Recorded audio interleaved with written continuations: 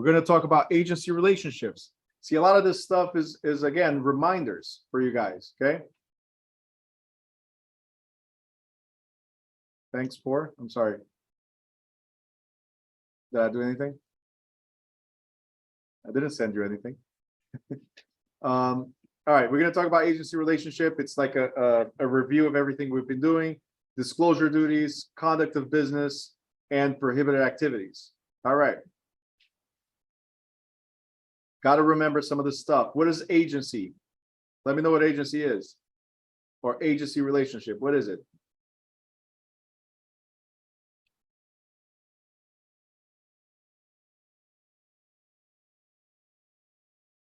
Agency relationship. I'm waiting. Answers. Come on, let's go.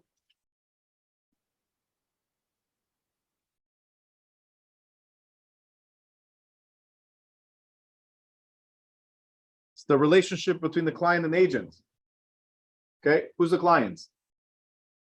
The principal, the employer. Who's the agent? The employee, right?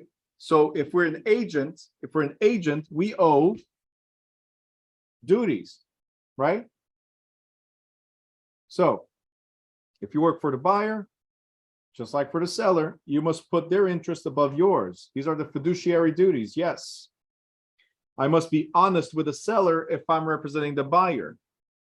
And I must disclose known material facts. You guys remember this, right? So this part, I'm going to speed up to go to straight to Jersey portion. Seller, same thing. Fiduciary duty, put their interest above all others if that's who you represent. You must disclose known material defects, right? And obtain the best price and terms. Dual agency means you represent both parties. Okay? We must explain that to both parties. Hey, seller, I represent the buyer. Hey, buyer, I represent the seller. Are you guys okay with it? Great, let's go. All right? Both the buyer and the seller must be aware of that representation and give you written consent. Guaranteed questions in the exam. Who do you represent? Okay. Transaction broker. Who does a transaction broker represent? Let me know in the chat. No, it doesn't have to be notarized. No. Who does a transaction broker represent? No one. So what do? They represent, as it says, the transaction itself. You represent no one. But even though we don't represent, we must treat them honestly. We got to be competent about what we're doing. Okay, we cannot be careless. We are not required to maintain confidentiality. That's one of the things that comes with fiduciary duties. We are not required. Okay. Skips of agency. Oh, real quick, under agency. What are these duties? What are the fiduciary duties? I'll give you a hint.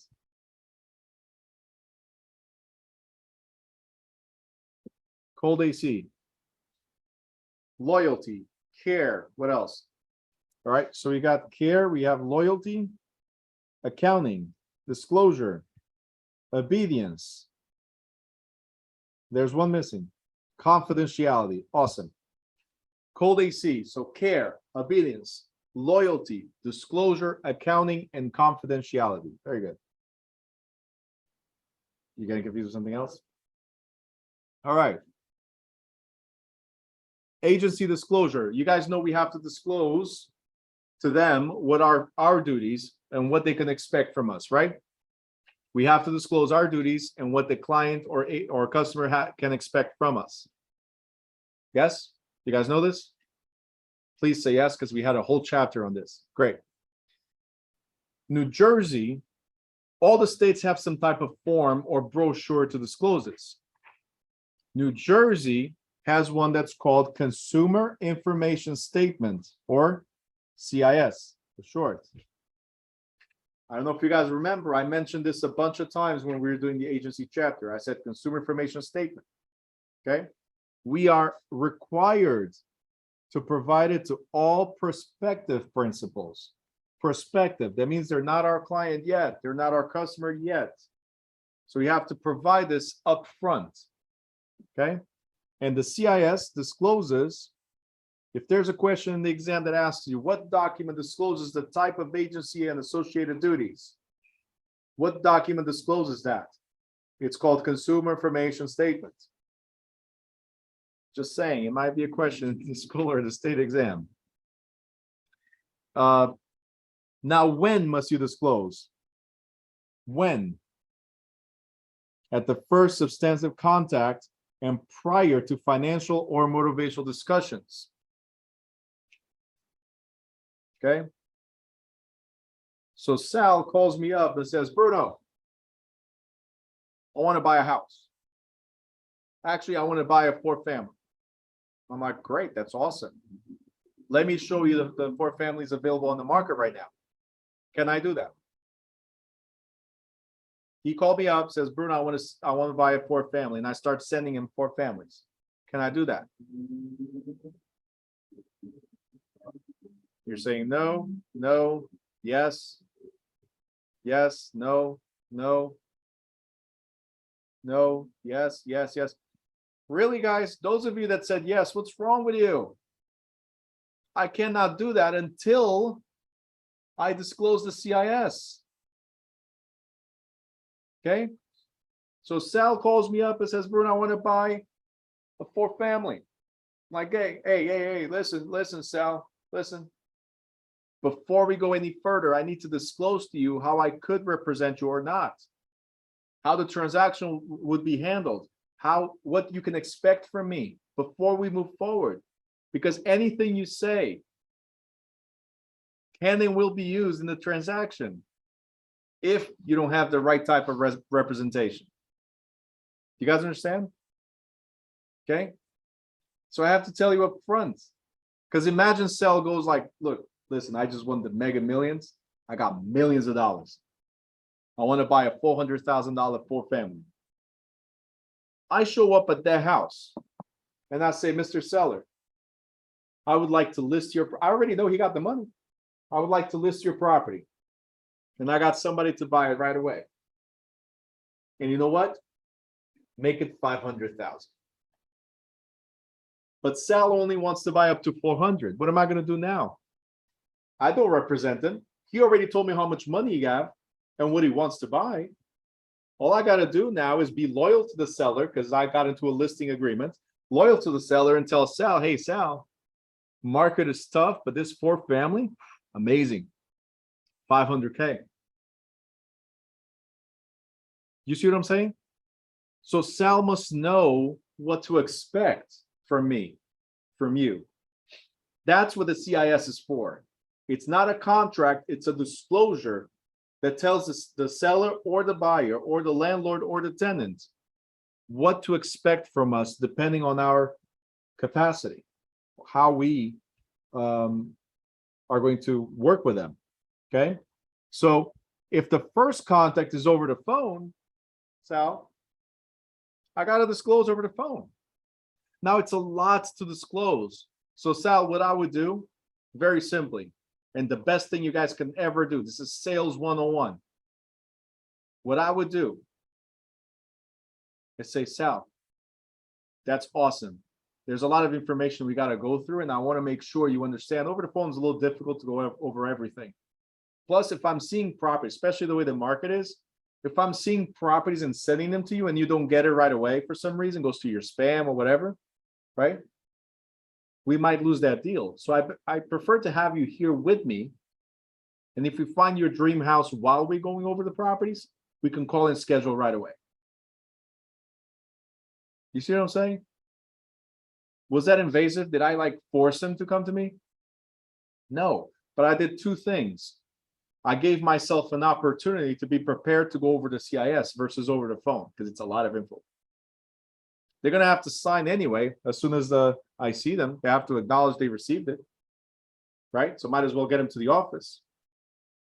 And 3, again, I'm guaranteeing that now I know what he wants, because he's sitting next to me looking at properties, versus let me send him a bunch of stuff and then he goes like, this guy just sent me a bunch of 4 families. They're destroyed. Why am I looking at destroyed 4 families? Right? Or it's 4 families up in the North Jersey when I want it in South Jersey. Do you see my point? I want you next to me. And now, not only that, I also created that relationship. It's done. Now that you're next to me, you're not going anywhere. I started working with you. So now that's it. A lot of realtors just start sending out stuff. For what? Anybody can send out stuff. They go into the MLS, put the criteria, and boom, starts blasting. Anybody can do that. But you need to build a relationship in order to close. Got it? So nonchalantly, what did I do?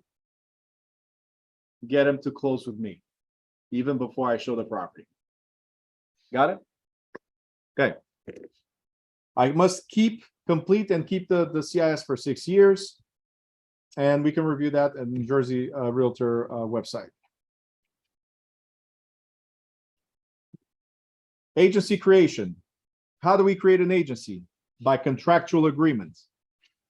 They have to specifically hire us. That's called express agreements. Specifically hire us, right? You counting the pages? Don't worry, you'll leave at 9:30. Fernando's here like, how many pages we got to go through? So you guys remember all this stuff, right? It's like a refresher right now, right? It must be an express agreement, not implied agreement. Implied is what? Our actions show that this is what we should be doing, right? If we're not doing, right? If we're not doing it, we can get sued. That's why you want to express exactly what you're supposed to do or not for the client. Okay. How do you terminate the agency? Guys, very simple. And this is the same on the national portion. Hopefully you completed the terms of the agreement, so you closed, but it could be mutual consent. Hey, this is not working out. Let's go separate ways. It could be an expiration. It could be a breach of contract, death, incapacity, or bankruptcy if you're the party. You could renounce or abandon the listing. Property got destroyed. Unfortunately, a lot of that happening right now. License revocation. So if you lose your license, you lose your client. Simple, it's over. And the buyer or seller can cancel at any time without cause, but they may have the expense liability. Okay. All right, New Jersey Real Estate Full Disclosure Act. Guys, we already covered this before when we talked about subdivided lands, right? I talked about the public offering statement. Sorry. Public offering statements. This is for out-of-state properties, but also large developments. We talked about the 7-day calendar, the right of rescission. This was on the previous chapter, right? But now more in detail laid out. Escrow, you guys already know, and you must be registered with the Bureau of Subdivided Land Sales Control.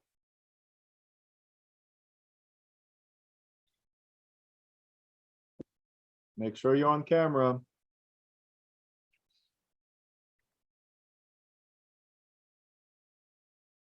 Make sure you're on camera. Does not count towards your hours if you're not on camera. That's what I'm going to start doing. I'm going to start disappearing off camera. You guys good? We got like 30 minutes left. Let me disappear. Seriously. Don't blame me when you get your score results, okay?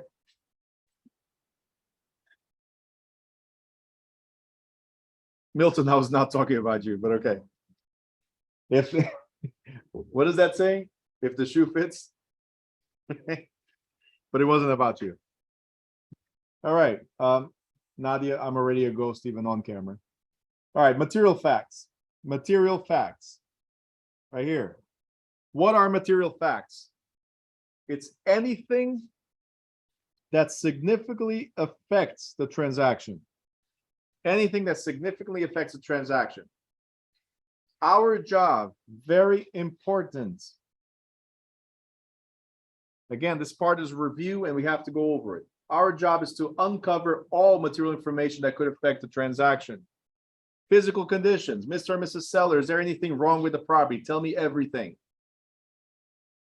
Oh, but I don't want to tell the buyer. That's fine. Here's what's going to happen if you don't tell the buyer. They have up to 6 years to sue you if something happens based on something you did not disclose. Oh, really? Yeah. So tell me now. Come on, tell me everything about the property. Does that make sense? You have to. It's your job to ask all that. Once you find it, you must disclose anything that's normally discoverable, either by visual or by asking questions. This, just like in the national portion, excludes stigmas. What are stigmas? These are psychological events or factors, like somebody died on the property. There's stigmas because some people will still buy, some people will be weirded about it, some people will be like, oh, we can make a reality show.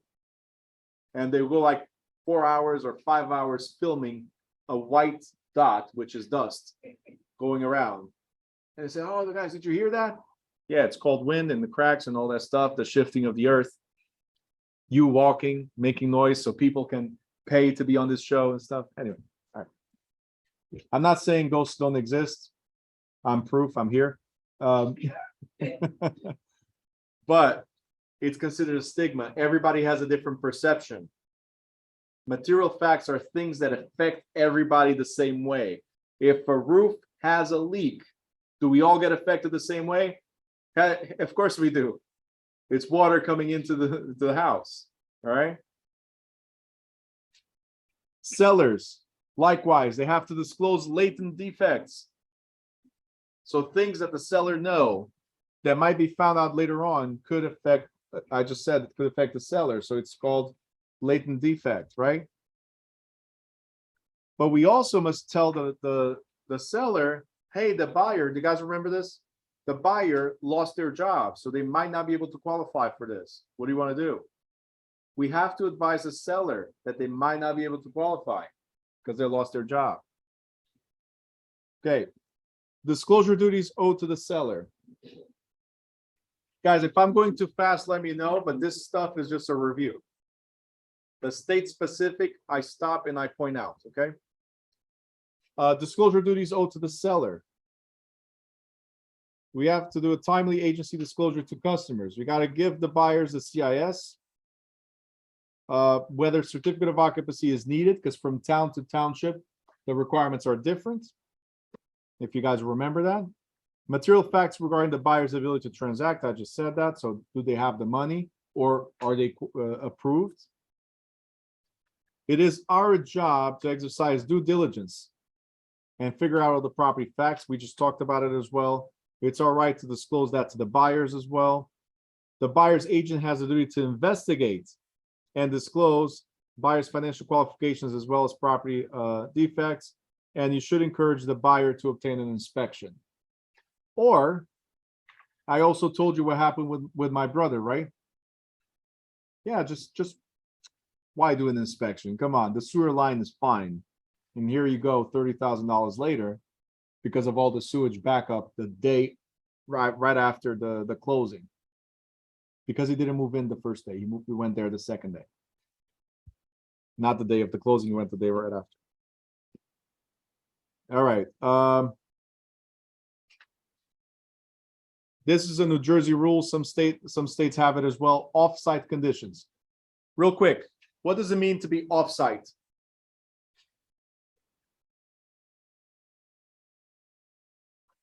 You have on-site, you have off-site. Thank you, Jefferson. Not on the property. Elizabeth says, like, that's how I pictured with the whole California style, like next door, you know, next door. So it could be your neighbor. I know I'm stupid. I'm sorry. It could be your neighboring property.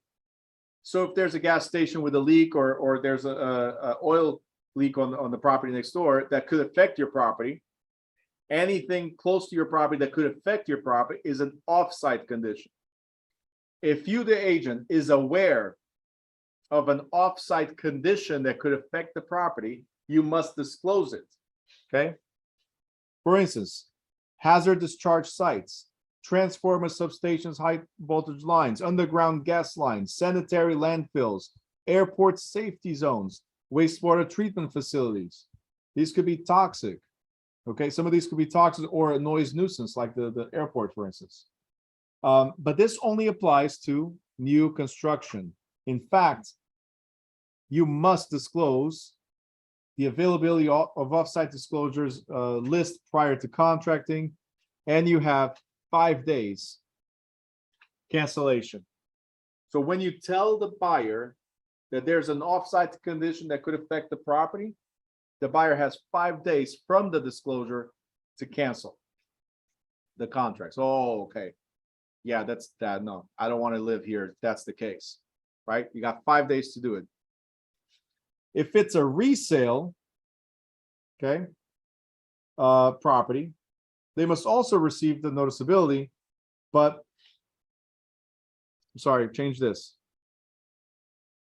Does not apply. The 5-day cancellation does not apply. We must also provide, if it's a resale, must also provide in the contract, but the 5-day cancellation does not apply. New construction, nobody lived there, it applies. If somebody lived there and they're all green, glowing with a third eye, if they survived, you can survive. That's pretty much what it says. Okay. New construction, hey, we don't know if there's anything. Resale, they did it, you can do it too. Disclosure duties. We are still in disclosure duties. We got New Jersey Consumer Fraud Act. The act is to promote truth and fair dealing. Do you guys remember we talked about misrepresentation? There was fraudulent or intentional misrepresentation. We had honest or negligent, careless misrepresentation. And then we have innocent, like I didn't know misrepresentation, or there's no way I should have known misrepresentation. So you are required, the Consumer Fraud Act, you are required to figure out as much as you can, right? If you know about it, you have to disclose it. If you could have known about it or should have known about it, you still have to disclose it, meaning you didn't do your job. If you were told something different, then hey, the seller told me, the inspector told me, the mortgage rep told me. Okay, these are the only ways. You guys, very simple. You don't want to get sued, start pointing fingers. I was brought up, my mom always said, hey, listen, don't point fingers. That's really bad, right? And you guys always heard snitches get stitches, right? You don't want to do that, right? But in this profession, it's different. CYA, cover your assets all the time. Okay, CYA. How do you know the roof is 5 years old? Because the seller wrote it in the property disclosure statement. Okay, they signed for it. It's right there. It says 5 years old. I didn't know. I didn't go there and measure the roof. They told me. Okay. Oh, how do you know there's no asbestos or anything? Oh, the home inspector report says that. So take it up with the home inspector. Does that make sense? Or how do you know the interest rate was supposed to be 4% and not 5%? Well, that was the loan officer. I have communication here. They're the ones that said it, not me. You got it? Okay, good. All right. This is to prevent misrepresentation. So avoid penalties. So if you don't know, if you made an effort, or if you relied on the expert source, you're good. Okay. There's something called risk management. What is risk management? Preventing risk, right? So you want to prevent all that stuff. Again, one of the ways, get the seller's property condition disclosure statement. Another way, get the property inspected. If all else fails, there's the E&O way. E&O way is the errors and omissions insurance, because an error is a mistake. An omission is something I didn't tell you that I should have. I'm insured. Okay. If it's, guys, if it's an intentional mistake, it's called fraud. If it's fraud, it's not covered by the insurance. The insurance does not cover fraud. So if you think, oh, I'm insured, I can do whatever I want, right? Like some people speeding on the freeway. Like, oh, if anything happens, I'm insured, right? No. Okay. I can get drunk, I'm insured. All right. Okay. All right, we covered this already in the national portion. Let's go. TILA, you guys remember TILA, Truth in Lending Act? Please say yes. Regulation Z, TILA. Yes, right? So TILA requires openness, honesty, and disclosing of financial credit terms of the loans. It extends to disclosure of credit costs, rates, and points. So what we're saying is that TILA, Truth in Lending Act, or Regulation Z, right, forces lenders to disclose and loan officers to disclose all fees associated with the loan, including interest rates and APR. You guys remember the difference between APR and interest rate? What is it? What's the difference between APR and interest rate?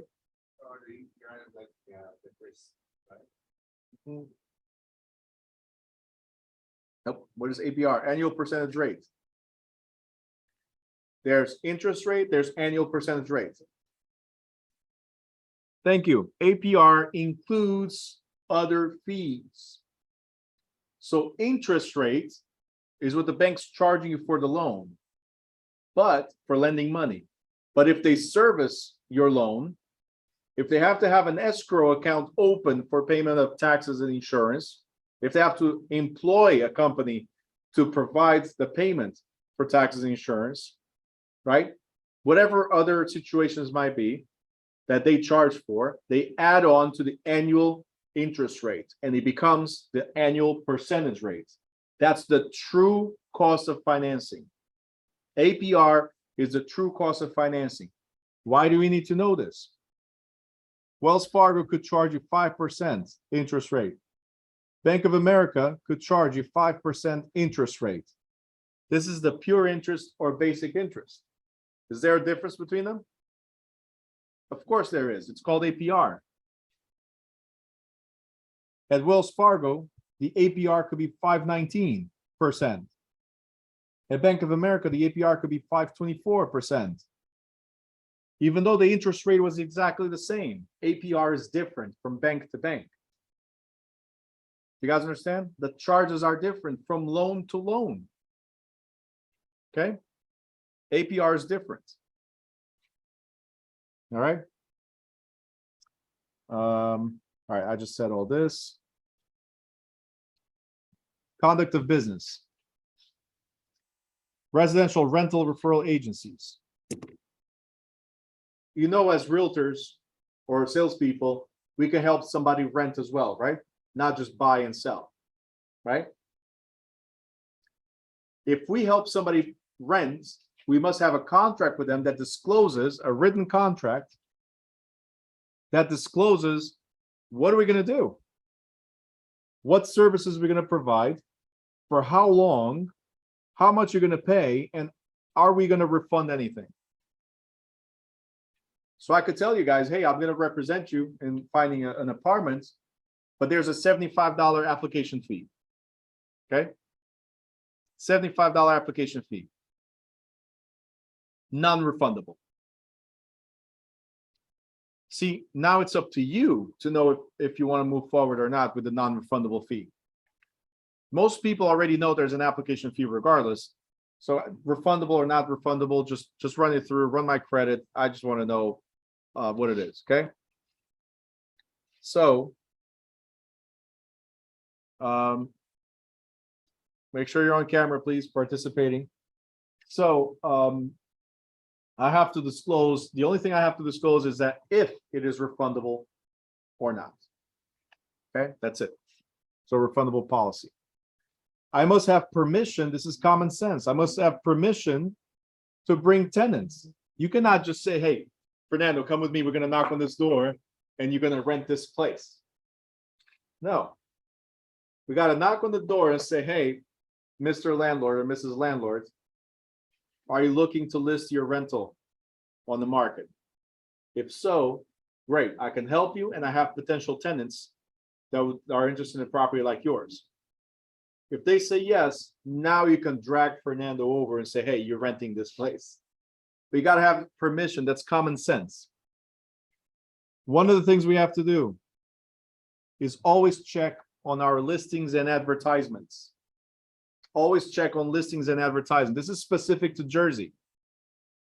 If it's an advertised property, actively advertised, that means to the general public, actively advertised to the general public, okay? We must check the availability every day. If it's advertised to the general public, if it's on Zillow, if it's on the Craigslist, if it's on Facebook Marketplace, wherever you're advertising, you got to make sure that the unit is still available. If it's listed only, you can check every 3 days. Why? Because 90% of the potential tenants are not going to check the MLS. Even though the MLS is public, barely anybody goes there. They go to apartments.com, they go to Zillow, they go to Craigslist. Does that make sense? Usually, realtors are the ones that go to the MLS. So amongst professionals, if there's a 3-day delay, it's no problem. But if it's advertised to the consumer directly, you got to check every day. This is almost guaranteed to be a question. All right, got it. That MLS. We can only participate in an MLS that complies with anti-discrimination, real estate, and antitrust laws. And the reason why we say this is not all MLSs are ran by the National Association of Realtors or local realtor boards. Some MLSs are not licensed, like Zillow. Until recently, Zillow was not a licensed MLS. What does it mean, MLS? Multiple listing system, like a Craigslist. Craigslist is an MLS because you advertise multiple listings. Does that make sense? A newspaper is like an MLS because it's an advertising board. The only difference is that an MLS is organized by a group of people. Okay. Now, participation in the MLS cannot interfere with client-customer obligations, so the agency obligations, and the MLS cannot impose prescribed non-negotiable commission rates or splits. So the 6% commission cannot exist. New Jersey says broker cooperation is required in an MLS. So the moment you list, you have to show the property to other brokers. Also, if you guys remember, I told you that in New Jersey, when you get a listing, you got 48 hours to upload that listing from the day it was signed. 48 hours to upload that listing. 48 hours to upload that listing. We already said broker cooperation is required. We must include the splits in the listing. Remember, I showed you guys how much you can get paid from showing a property at 2%, 3%, whatever, depending on how you represent, transaction broker or buyer's broker. It could change, right? So it must be listed. And if a seller does not want MLS, like I don't want to put my house on the MLS, Mr. Seller, Mrs. Seller, then you have to sign a waiver of broker cooperation form.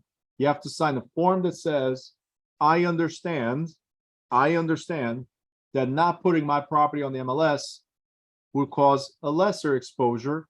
That means maybe a lesser sales price because there's less competition and a longer listing time.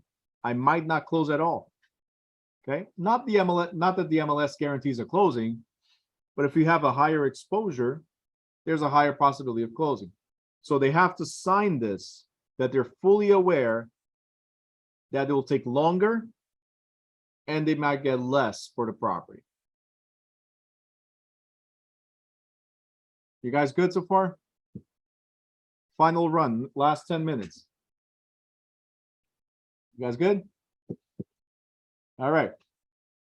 New Jersey law against discrimination. What does this mean? It means that you can't discriminate. It's as simple as that. The purpose is to prevent discrimination in housing. It's summarized by the Attorney General Memorandum of Law Against Discrimination, and licensees must provide with every listing. I must tell the seller, hey, seller, hey, landlord, you cannot discriminate. So I have to present the Attorney General memorandum. Very important. Okay, this I'm gonna skip, which is pricing the property. It's not specific to New Jersey, it's appraisals and CMAs. Obviously, you have the responsibility to come up with the best price. Megan's Law.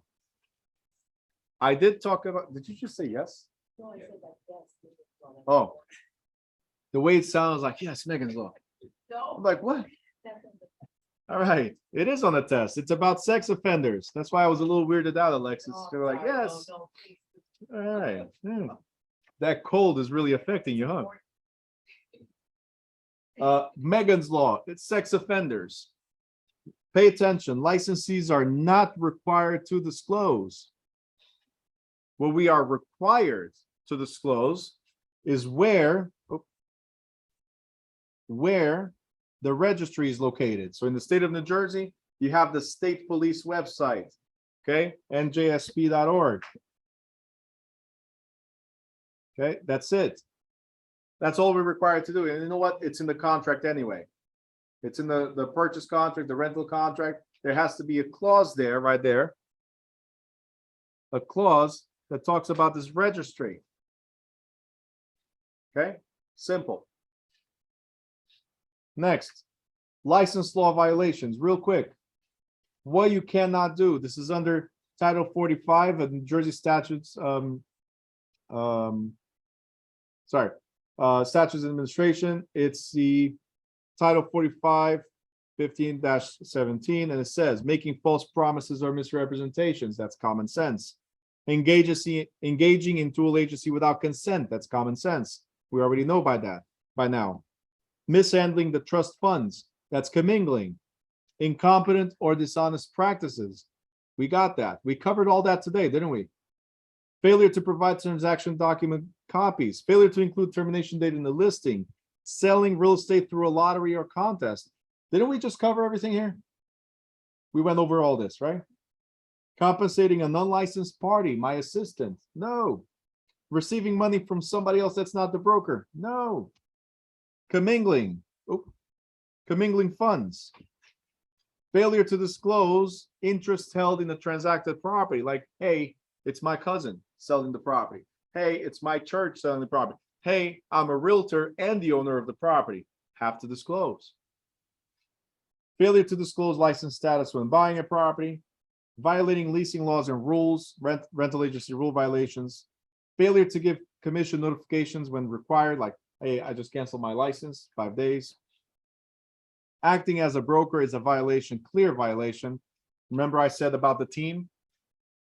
Okay, there's a lot of teams. See, everything is tying together right now. You cannot act as a team and pretend to be the leader. When I hired Katie, remember? When I hired you to my team, you did not know that I was not the broker. You just thought, hey, can tell a team, so Bruno is the broker. No. So very important, acting as a sales broker is illegal as a broker. Okay, implying non-licensee to conduct the licensee as activities. Fernando, I didn't finish yet. You still got 5 minutes to go, man.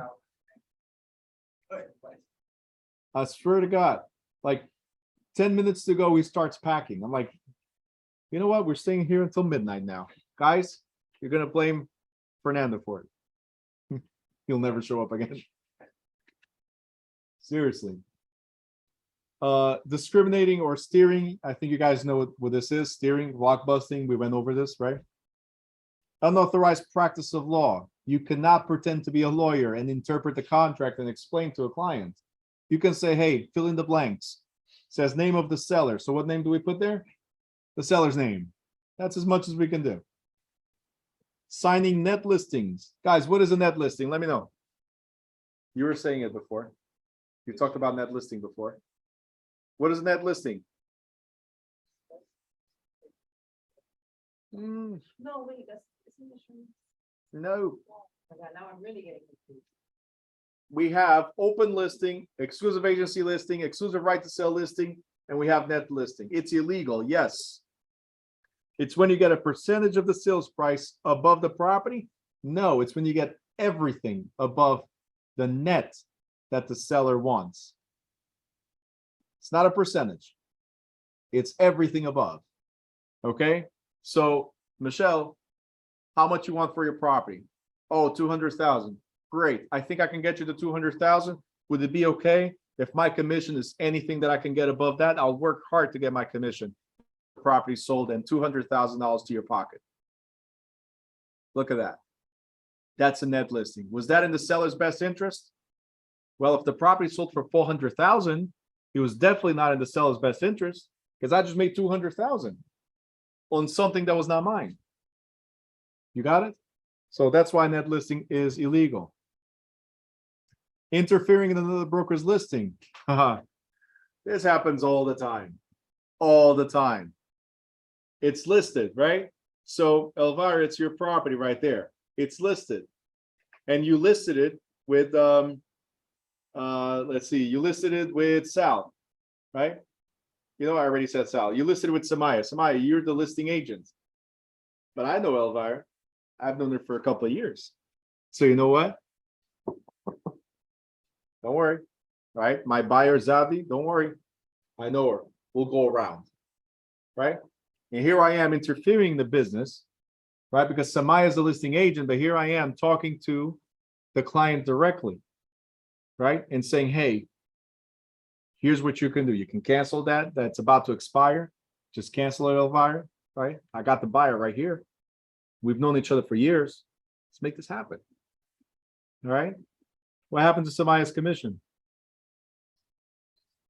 Lost. No, she might still be entitled for it because I showed the property while it was listed, expecting it to expire. Okay. All right. Next, deceptive or discriminatory advertising.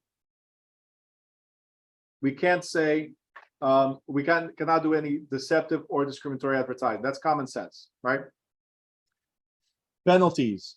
You can be placed on probation. We just went over this in the first chapter. You can have a license suspension or revocation. You could be fined $10,000 for first offense and up to $50,000 for subsequent offenses. Okay. License denial for repeated offenses. Okay. If you do more than 3, does not matter. More than 3 does not matter what type of offense it is. It doesn't have to be the same. It could be 3 different offenses. The real estate commission can deny you the license forever if they want. Okay. You committed 3 offenses.